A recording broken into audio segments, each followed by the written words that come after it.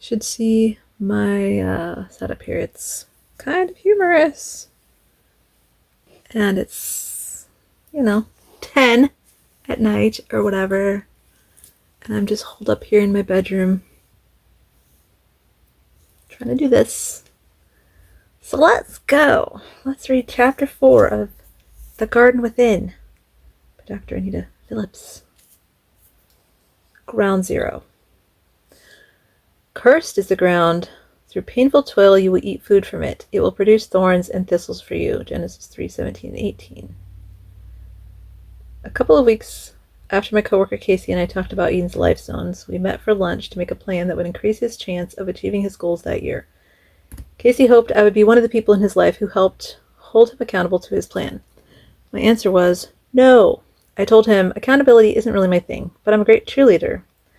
Accountability can be useful, but sometimes we use it inappropriately, as if the threat of being embarrassed for not having accomplished a goal on time will force us to achieve. I didn't want Casey to force his way forward. I wanted him to grow a sustainable life. Good point.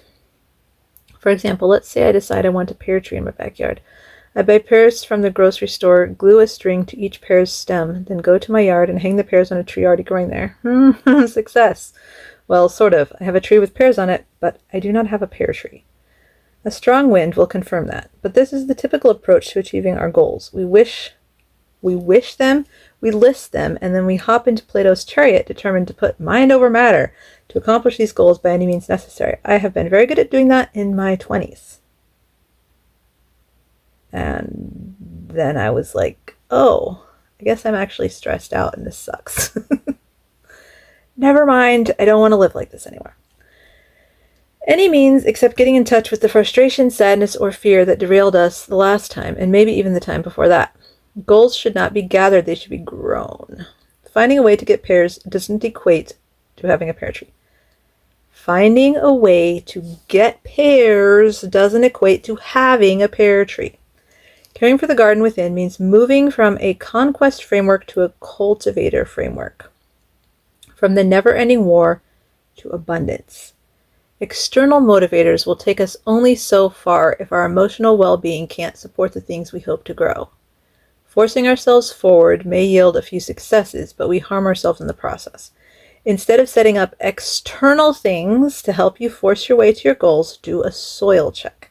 Ask yourself, what's going on inside me that's making this goal hard to reach? It's always fairly easy, I think, to find all the external things that on the surface seem like they're keeping us from stuff. The farther you get in life, the more you realize, even though I improve all my external stuff, it's still hard to accomplish things. Because I'm still me. I still have all the patterns.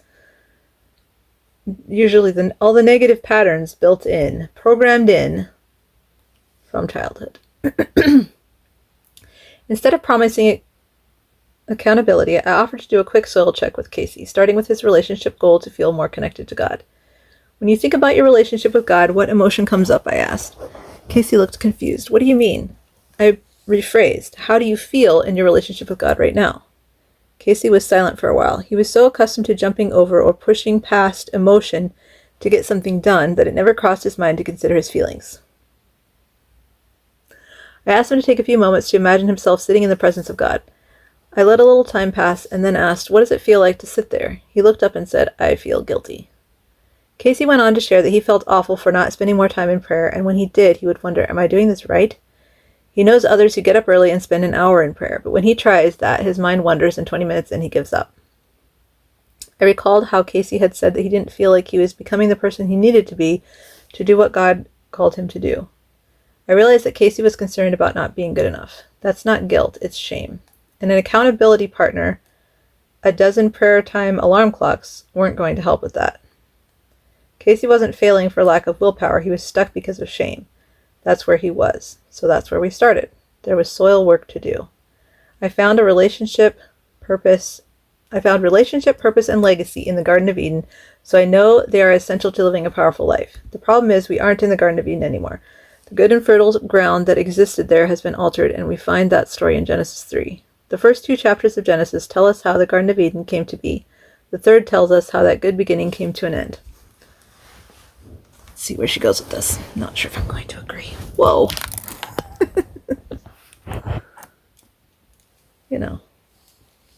Just making it work here. The end of the beginning. On a certain day, a serpent went out to sow. He was carrying a single word seed to an exact location. The garden inside a woman inside a garden. No, the garden inside a woman inside a garden. The serpent found the woman exactly where he knew she would be, near Eden's forbidden tree. While the Creator had told the man and the woman not to eat fruit from the tree of the knowledge of good and evil, the serpent planned to get her to do exactly that. He surveyed her inner garden, found the most vulnerable spot, and carefully started digging a small hole in her heart. The serpent said to the woman, "Did God really say you must not eat from any tree in the garden? We may eat fruit from the trees in the garden, but God did say you must not eat fruit from the tree that is in the middle of the garden, and you must not touch it or you will die." Didn't say that. Affirming the Creator's words halted the serpent's digging. "You will not certainly die," the serpent said to the woman, "for God knows that when you eat from it, your eyes will be open and you will be like God, knowing good and evil." This time she didn't respond, so her adversary was able to quickly resume his work. The hole in her heart soil soon reached the perfect depth for the serpent to plant its seed. As the woman turned her full attention to the forbidden tree, the serpent silently planted its word seed. "You can be like the Most High." The possibility filled her like air flowing into her lungs, and, like water, a longing in her heart flowed in the same direction. The serpent's word seed swelled and broke open. The woman believed. Pondering the tree's most unique benefit, the elevation of her mind clinched her decision. Then her husband made the same choice. They ate the fruit their Creator had forbidden. That was the end of the beginning. Okay, I have some disagreements with this. Romans 5:12 says, "When Adam sinned, sin entered the world. Adam's sin brought death, so death spread to everyone. Since everyone means everyone, we are all affected. In a sacrifice that will forever exceed my comprehension, Jesus was tortured and crucified to repair the damage Adam's choice created. And his resurrection was a victory bequeathed to us. The Bible says that accepting Christ makes us a new creation. If you follow Jesus, then, like me, you know how new showed up for you, but not everything was new, right? We still need to breathe, drink our water, and eat food. Some hard things stayed the same too. Even after deciding to follow Jesus, people can still catch colds, get sprained ankles, or develop an autoimmune disease. We know that the fall changed our bodies in a way that persists." Did it, though? Have you heard of epigenetics? But how does that translate to other things, like achieving the goals we glued to our vision board? How does that translate to other things, like achieving the goals we glued to our vision board? Did I miss something? How does what happened in the first garden help us understand today's struggle in the garden within? The answer is in the ground. It tells the story of how our whole lives became harder. Adam and Eve and that serpent each did something wrong, and each received specific consequences, but it didn't end there. Something also happened to the ground. Like you and me, the ground didn't participate that day, but after that, life in every zone was painfully different. The green expanse of grass withered away as the cursed ground dried and hardened. Now all relationships were harder. Effortlessly abundant crops now struggled as sustenance demanded sweaty toil. Living on purpose was harder. Flourishing fruit trees, ordained for generations, saw their fruit choked by thorny ground. Leaving a legacy was harder. As the soil transformed, the garden of God became a wilderness. Good ground is now ground zero, and it is there that Jesus takes us to teach us about how the ground of our hearts changed. The parable of the sower takes place at the scene of the fall.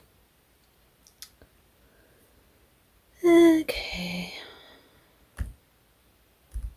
Since the fall changed the ground, faith, hope, and love are no longer a given. Now sadness, anger, and fear are. This chapter digs into what the parable of the sower teaches us about those 3 emotions, and it uses 3 types of soil, the actual dirt outside of your house, to do it: clay, sand, and silt. Okay. Sadness, the wayside soil. Jesus begins the parable with a seed that fell by the wayside and describes its loss. A bird eats it. At the wayside, we have gone from lush grass to this barren ground, from relationship to disconnection. Jesus doesn't attribute an emotion to the soil, but I believe that wayside soil reveals sadness. Psalm 102:1 recounts a prayer of an afflicted person who has grown weak and pours out a lament before the Lord. There the psalmist describes his own heart's journey from green pastures to the wayside. Hear my prayer, O Lord, and let my cry come to you. My heart is stricken and withered like grass, and so that I forget to eat my bread. I am like a pelican of the wilderness. I am like an owl of the desert. I lie awake, and I am like a sparrow alone on the housetop. My enemies reproach me all day long because of your indignation and your wrath, for you have lifted me up and cast me away. My days are like a shadow that lengthens, and I wither away like grass. The psalmist is in relational despair. There are no friends spoken of, only enemies, and the belief that God is displeased. Okay, I like how she pointed out that it's a belief that God is displeased. The psalmist feels lonely like a solitary bird. The sparrow on the roof is particularly poignant. Poignant. Sparrows, did you say that word ever? Like, I can't say that I ever use it out loud. Sparrows like company, but this one is alone. Remember the seed that fell by the wayside? A bird ate it. Perhaps that lonely sparrow is the guilty party. What? It's just, sometimes it's difficult for me to comprehend while I'm reading, you know? From hurt to embarrassed, to rejected to powerless, sadness goes by many names. I feel like those are all sadness, I don't know. But we define it as an emotional state of unhappiness, ranging in intensity, from mild to extreme and usually aroused by the loss of something that is highly valued. Water break.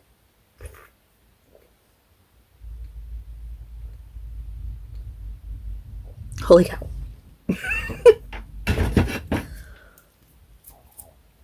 Could you hear me drinking?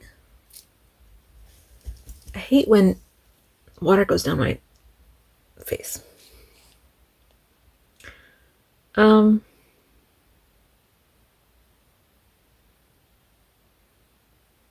Disconnection is the essence of loss. A loved one dies, a friendship ends, a refugee misses their homeland. Each of these losses is a disconnection. When a business failure or a parent's rejection leaves someone trying to reconcile what's happened with who they believed they were, that's disconnection too. Okay, so we have sadness as the wayside soil. Now the miry clay. Clay is a type of soil that helps us understand sadness. It has two things in common with good ground. First, it's well watered. It holds so much water that just like sadness, clay is heavy, but water can be a good thing. Sadness combined with hope. Should be mewing. You can't really mew and talk at the same time, can you? No, because it's easier to. Sadness combined with hope can inspire persistence and service in ways that reconnect us. Lots of water also makes clay nutrient rich. In the same way, sadness can be rich with love. When we are sad, we are less judgmental, so we empathize more deeply with the pain of others. In that way, sadness strengthens life in the relationship zone.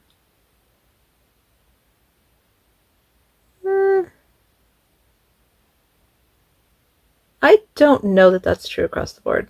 I think you can be pretty sad and self-focused as well. So, maybe. The problem with clay is it has two extremes. The first extreme arises from slow flow. Clay doesn't drain well, so the water balance is easily thrown off. When there is too much water, clay gets sticky. Has sadness ever left you feeling stuck and desperate to be rescued? King David had that experience and was grateful to get out. He lifted me from the pit of despair out of the miry clay, Psalm 40, verse 2. Because clay is so sticky, too much water eventually pushes all the air out. If we don't acknowledge and tend to our sadness, it may overwhelm us the same way. Breath is cut off, seeds drown. Heart translation, faith fails, beliefs die. Does anybody else just need pictures and diagrams when you're trying to, grasp stuff like this? I always just want to make pictures and diagrams. Therefore is my spirit overwhelmed within me. My heart within me is desolate. Psalm 143:4. To make sense of a profound loss, sadness can leave people questioning their beliefs, searching desperately in hope of finding an explanation. Hope unfulfilled eventually becomes hope lost. And as Proverbs 13:12 says, hope deferred makes the heart sick. I believe a sick heart manifests as wayside soil. See, I thought we were talking about different kinds of soil, but it feels like she's combining sadness with clay and I don't know. Under incessant heat, clay eventually dries out and hardens. When the water is gone, hope is gone. In the same way, when our pain does not relent, hope can give way to powerlessness. Yeah, for sure. A type of paralysis that leaves us feeling almost nothing at all. It's kind of like, what's the point? Don't care. Solomon, writing in Ecclesiastes, right? I forget what he said now. But the concept that nothing matters, basically. The road from sadness to hopelessness is usually a long one. Take care of your heart before it gets that far. Just keep moving forward doesn't always solve the problem. Holding your breath. Okay, what? I thought we were talking about 3 different types. Clay, sand, and silt. Okay, no, we didn't even. All we talked about was clay, I guess. Never mind. Holding your breath. Sadness can be a tough emotion, but at times it connects us in ways that help the relationship zone flourish. However, despair is an extreme that suffocates us. The longer we feel disconnected, the more likely we are to actually disconnect. We may abandon self-care, isolate from loved ones, and lose touch with our Creator. Yeah. For a Christian who wars with emotion by ignoring or minimizing their feelings, a crushed spirit may be the first time their sorrow commands their full attention. You may find yourself asking questions like the weary psalmist, is God angry with me? Where is God? Why did God let this happen? Wayside soil doesn't breathe. Faith can be lost there. Even then, it may be solely interpreted as a spiritual attack against their faith. Yeah. Does the enemy come to steal, kill, and destroy? Absolutely. Do we war with that enemy? She says absolutely, but I think in some ways it's a perspective thing. At least it can be. But your heart is not your enemy. Sadness is a signal that something valuable feels far away or has been lost. Her point is that sometimes we think we're warring with the enemy and we're actually just warring with our heart, I think, and we need to be able to distinguish between those things. It's the concept of like a devil hiding behind every bush or whatever.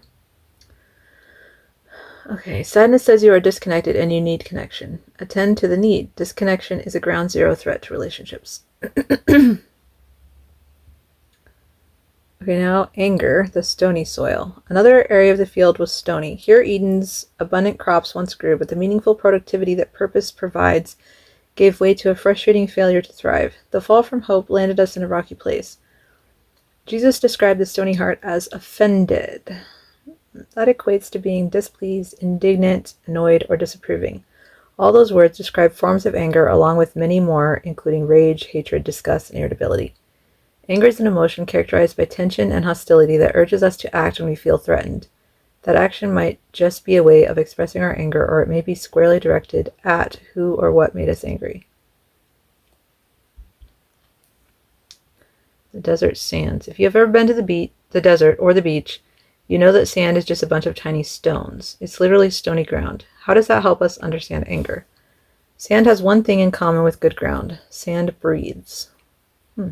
Okay. Remember that just as soil needs good airflow, we need faith to flow through our hearts. Air easily moves through sand particles. Anger and faith can be in the same place at the same time. The problem is that tiny rocks can't hold water or nutrients. Losing water means losing hope and love. To make matters worse, when the sun rides high, those little stones get hot fast. No matter who you are, there's a situation that at its most intense point can leave your anger hot, your hope drained, and your love lost.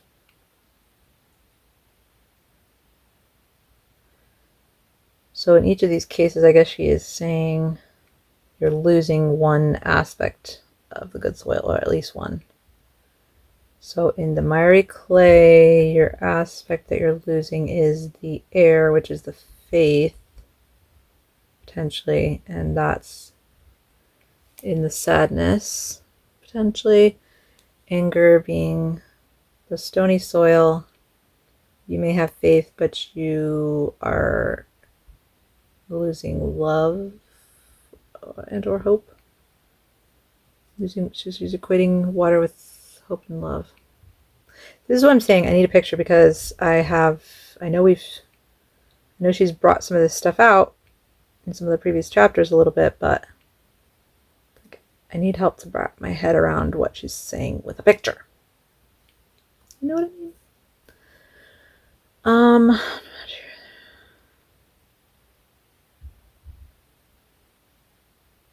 Did I read this already? No matter who you are, there's a situation that, at its most intense point, can leave your anger hot, your hope drained, and your love lost. In the parable, there's a little good dirt among the stones. That fertile soil had joy in the water. The seed finds it and quickly grows, but the roots are too shallow and dry to survive the sun's intense heat. The plant dies as quickly as it had grown. We find stony ground and this doomed plant personified in the life of the prophet Jonah. Jonah's story is brief, one act with 4 scenes. God tells Jonah to go deliver a warning to the people in a city called Nineveh. Jonah doesn't do it. Instead, he hops in a boat going in the opposite direction. So God decides to arrest his attention by causing a storm that gets Jonah tossed overboard and swallowed by a great fish. Jonah finds fish guts to be a highly undesirable environment. After 3 days inside the fish, Jonah signs on to God's plans. The fish spits him out onto the seashore. God repeats the original instructions and Jonah follows them to the letter. Jonah tells the people in Nineveh that God is going to destroy them because they were involved in some pretty nasty stuff. The people in Nineveh change their ways and God showers them with mercy instead of wiping them out. This makes Jonah very angry with God. He goes and sits down outside of the city to watch and see if maybe God will still destroy them. That doesn't happen. Instead, God shows mercy to Jonah by sending a plant to provide shade for him while he sits there, outside fuming. The large, leafy plant quickly grows, but its roots are shallow. The next day, a worm chews into the plant's dry roots. The plant dies as quickly as it had grown. Jonah remains there, sweating on the outside and burning so hot with anger on the inside that he tells God that he would rather be dead. Jonah's angry heart was stony ground from the start. Well, I can definitely see the love lost in this example. Goal interrupted. Anger does not always end badly, and sometimes we do well to be angry, but the direct plant link between Jonah's life and stony ground warns us about a specific type of anger that's been undermining the garden within since the fall. Frustration. When something blocks us from getting what we want or achieving what we set out to do, we call that goal frustration. Frustration is a form of anger that blends annoyance and disappointment. The disappointment is important to recognize because it explains why frustration skyrockets when hope evaporates. Anger increases persistence when there is hope that the goal can still be achieved, despite tribulation and persecution. But high anger plus low hope eventually equals it's not worth it. We walk away. I can see that. When the goal is purpose-related, this frustration is even more dangerous because purpose is relational. It is the role we are gifted to play in the communities we are part of, be it your church, your workplace, or your neighborhood. If you feel your efforts are being thwarted by people in the community, frustration can undermine life in the purpose zone and the relationship zone. In that scenario, high anger plus low hope equals I don't forgive you. That makes it pretty hard to serve. Jonah didn't have a problem with being a prophet. He just didn't want to serve Nineveh, so he was willing to stop living on purpose when God told him to go to that community. Jonah didn't believe he was connected to them. Given Nineveh's history of violence and oppressing neighbors, he likely felt they deserved destruction rather than the love he knew God would offer. Jonah saw the Ninevites as them, not us. After 3 nights of fishy distress, Jonah did have a change in direction, but only a shallow change of heart. When God didn't destroy Nineveh, Jonah's hope quickly evaporated. Anger blinded him to their shared membership in the community of we who need mercy, a community that includes us all. Goal frustration led Jonah to abandon his purpose. He decided he would rather die than continue to use his gift as a prophet. Scripture reveals multiple examples of goal frustration disrupting purpose. Cain's anger led to the tragedies of murder and exile. Moses' frustration with the people of Israel led him to respond poorly at a pivotal moment, leading to God barring him from the promised land. And Samson's temper famously led him into a series of self-destructive episodes. Goal frustration is a ground zero threat to living on purpose. Fear, the thorny soil. The barren wayside where disconnection saddens us and the stony ground that frustrates purpose reveal what was lost to sin. But in the legacy zone, something new appeared. Thorns started growing in the Garden of Eden after the fall, and now our inner garden has weeds. Weeds are stubborn. They are also indicators. Remember how we learned about good ground based on what was growing there? According to the Old Farmer's Almanac. Funny, because I've just been looking that book up in the last week or two. According to Old Farmer's Almanac, weeds have a story too. When weeds arrive, it's often an index of what is wrong with the soil. They are a symptom. If we learn to read the weeds as clues to our soil's condition, we can help the soil recover. In the parable of the sower, Jesus names our weeds. He says the thorns are the anxiety of this age, the deceitfulness of riches, and the pleasures of this life. How many times have you tried to stop your anxious thoughts from listing every possible outcome of a situation that may never occur? Or been overly focused on money so that you have the power to control what happens to you? Or activated your I know it's bad for me to feel so good thing to avoid the pain of the moment? I mean, like random snacking or binge watching shows or something?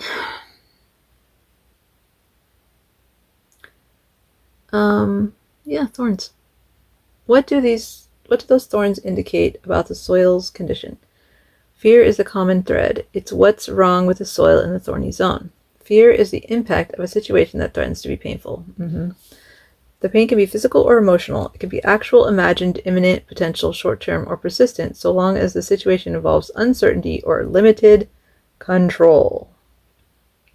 I think the majority of the time, it's imagined pain. I mean, obviously it's real, but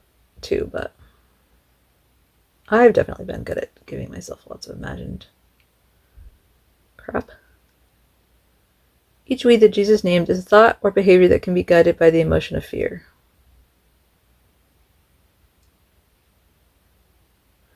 Silt? Okay. Now we're talking about silt? What was the one we were just talking about? Thorny soil? Sand. You should see the setup I have here. It is ridiculous. Okay, so that's why it's bouncing and bouncing. Sowing in silt. Silt is a kind of soil that teaches us about fear. Like sand, silt lets air flow. Fear is open to possibilities. Like clay, silt holds water. Fear is absolutely full of hope. Good point. Expectation is still hope, even when we expect something bad. I guess, yeah. If she's saying hope is just expectation, then expecting something bad is like a negative hope. I've heard that called faith. Fear is faith in the wrong direction or something like that. At the same time, fear seems to avoid the pitfalls of sadness and anger. Silt and clay both get muddy, but silt is slippery when wet. Slipping could mean falling, but at least you're moving. What? Isn't that better than being stuck at a pity party? Fear also seems smarter than anger. Okay, yeah, okay. Wow. Okay, so we were already talking about fear. That's why I was confused. I thought she equated the soil right away when she started talking about the emotion, but I guess not. So we're talking about fear and equating it with silt, and it's slippery and such.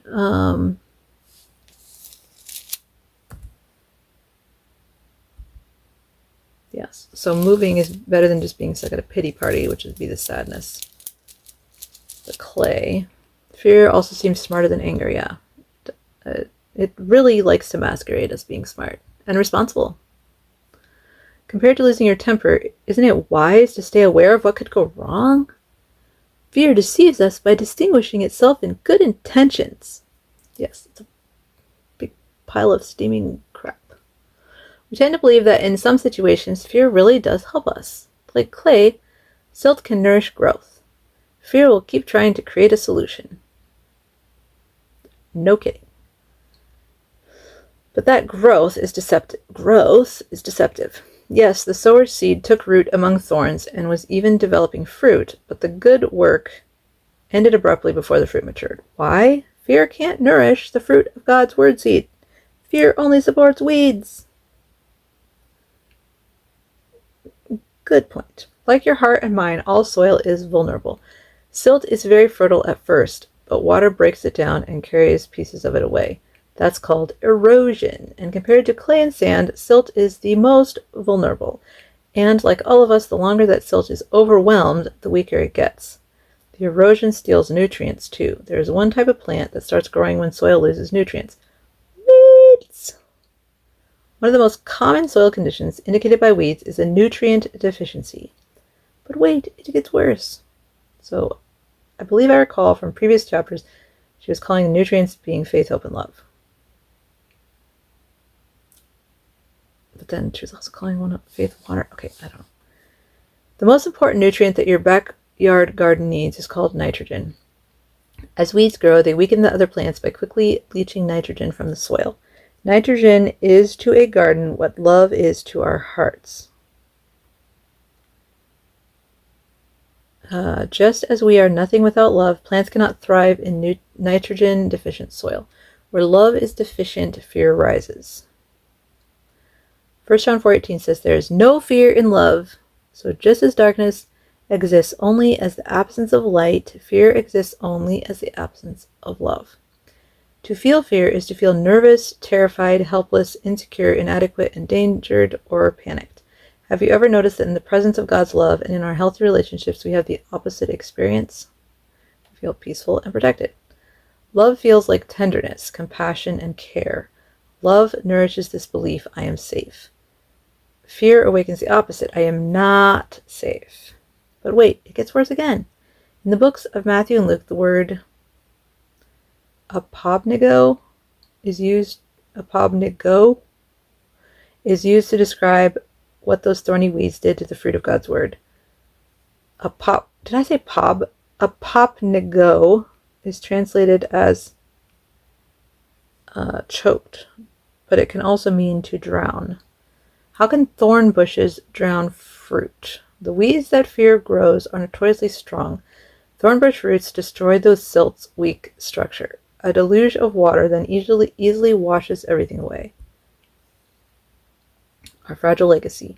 Our legacy is heavily influenced by our talents. A poet heals a heart a century later by expressing what someone else couldn't find words for. A woman with administrative talents links her capacity to legacy by working at a nonprofit. A musician, like my coworker Casey, builds a home studio to publish music that invites people into God's presence for decades. The legacy zone is thick with silty soil. What you are naturally good at, the talent you were born with, bears fruit here. It is the most fertile part of us, but because silt is highly unstable, it's also the most fragile? When we nurture our hearts with the unconditional love of God and the support of our loved ones, our hearts whisper, I am safe. The full potential of our talents is nourished, but since the fall, our fertility is daily challenged by our fragility. We experience opportunities as threats that drain nutrients from our heart soil. A promotion, a larger stage, a new contract. Before we know it, our anxious thoughts, dressed as perfectionism and imposter syndrome, are choking the life out of our legacy. Interesting point. Instead of flourishing with joy, we spend our time overestimating threats, underestimating ourselves, and competing with others for what God already said was ours. The weeds of fear are an invasive species. They were never meant to live in the ground within. Fear is a ground zero threat to legacy. Interesting. The noble ruins. When the first man and woman chose the forbidden fruit over the safety of God's love, everything changed. Eve had Eden had a well-watered garden. Now the flow of our emotional lives can feel totally unregulated. Depending on how much clay, sand, or silt is in the garden, sometimes there's not enough water. Other times it rushes in too fast or won't drain. The destruction of Eden is evident in our hearts, but even so we are noble ruins. Just as we can see the majesty of ancient architectural wonders despite decay and disrepair, we all reflect the Creator's intentional work. Christian psychologist Mark McMinn said it beautifully. If we sit long enough to listen and we open our eyes wide enough, we hear and see the story of sin and redemption, the story of noble ruins, echoing in every corner of creation. Echoing in creation, that's for sure. We can't wrap up this chapter without talking about the fourth type of ground in the parable, the good ground. Good simply means fertile. That's important. This isn't a simplistic binary between good ground and bad ground. You are not a dichotomy, all or nothing. No. And that is what the tree of the knowledge of good and evil introduced, was the binary, all or nothing, deserving, undeserving, worthy, unworthy, blah, blah, blah, blah, blah. All that nonsense. Some areas of your heart may be perfectly fertile for something, yet another area of your heart soil may need to be healed. That's what cultivating the heart is about. None of us is perfect. We've seen how 3 soil types help us understand the ground of our hearts, but modern soil science identifies 4 types of soil, just like Jesus' parable. The 4th soil type is called loam. Loam is good ground. It's fertile soil, yet loam is not an entirely different type of soil. Loam is the properly balanced combination of clay, sand, and silt. Sand keeps the air flowing. Silt keeps the water flowing. Clay holds the nutrients. 3 in 1 is fertile ground. What? There I see the noble ruins. In Genesis 1:26, God said, "Let us make man." We were created in the likeness of our triune God. The fall broke us, but that likeness is so deeply embedded that we could only break into 3 pieces. Good ground is what happens when the 3 soil types, each insufficient on its own, come together. That balanced loam is fertile, full of nutrients, and easy to work, like the good ground of Eden. For me, this might be the most profound revelation that creation gives us for understanding this parable. Some of our hearts are sandy. Others have a lot of clay or silt. We can't just suddenly change that today. Soil develops over a long period of time. Rock particles break down. Organic matter, things that have died, are absorbed. Microorganisms bring life to the soil and sustain nutrients and energy. It's a process, not a recipe. We are who we are, but there is good gospel news. It turns out that a soil's fertility is easier to change than the soil's physical properties. How does that translate to our heart work? We embrace the instructions the Creator gave to the first man and the first woman. We get intentional about dressing and keeping the garden within. Yep. First instructions. Each day we work toward fertile ground. Where do we start? From wherever we are, just like Casey. That is the end of that chapter. So, I probably will end up making a picture about this at some point because it needs a little diagram, a little infographic. Anyway, see you in chapter 5.